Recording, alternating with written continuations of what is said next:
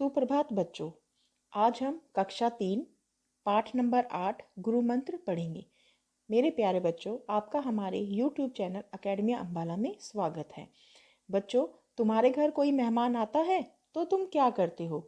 यदि मेहमान तुम्हारे गुरु हो तो तुम क्या करोगे? गुरु हमें अच्छा जीवन जीने का मंत्र देते हैं, हमारा मार्गदर्शन करते हैं। आज एक ऐसा ही प्रसंग पढ़कर जानेंगे कि गुरु ने क्या मंत्र दिया। बच्चों, एक बार गुरु गोविंद सिंह जी पटना जा रहे थे। रास्ते में कुछ समय के लिए वे एक जमींदार के घर रुके। जमींदार उनका शिष्य था। गुरुजी पहली बार उसके घर पधारे थे, इसीलिए जमींदार की खुशी का ठिकाना ना था। वह अपनी पत्नी और बच्चों के साथ दौड़ दौड़कर गुरुजी की सेवा सत्कार में जुट गया। जमींदार हाथ जोड़े गुरुजी की आज्ञा की प्रतीक्षा में खड़ा था। गुरुजी ने उसे एक गिलास पानी मंगवाने के लिए कहा। तुरंत जमींदार ने अपने बड़े बेटे से कहा, बेटा जाओ, तुम अपने हाथ से गुरुजी के लिए पानी लाओ। गुरुजी की सेवा का अवसर बड़े भाग्य से मिलता है। बेटा दौड़कर गिलास में पानी ले आया। उसने गुरुजी की ओर बढ़ाया तो उसके हाथ देखकर वे बोले, बेटा तुम्हारे हाथ तो बहुत सुंदर है। यह बताओ कि इन हाथों से तुम केवल मुझे ही पानी पिला रहे हो या किसी और को भी पिलाते हो?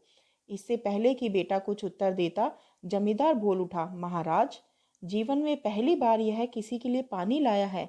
किसी और के लिए यदि कहा जाता तो यह कभी ना लाता। जमींदार की बात सुनकर गुरुजी गंभीर हो गए। वे बोले, भाई, मेरे लिए तो किसी मामूली नौकर से भी पानी मंगवा दो। इसके हाथ का पानी मैं नहीं पी सकूंगा। सब एक दूसरे का मुंह देखने लगे। जमींदार बड़ी विनम्रता से बोले, महाराज, मेरे बेटे को आपकी सेवा का ऐसा सुअवसर फिर कहाँ मिलेगा।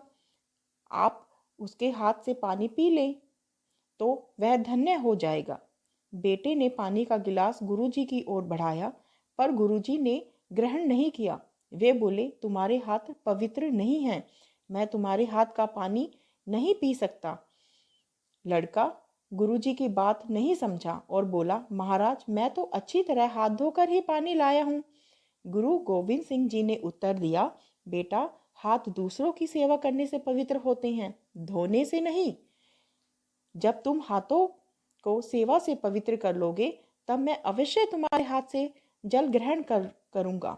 जमींदार के बेटे की आंख भर आई। उसे गुरु मंत्र मिल गया। उस दिन उसने जीवन भर दूसरों की सेवा का व्रत ले लिया। प्यारे बच्चों, हमें क्या करना चाहिए? दूसरों की सेवा करनी चाहिए। यही हमें गुरु मंत्र मिलता है इस पाठ से। धन्यवाद बच्चों।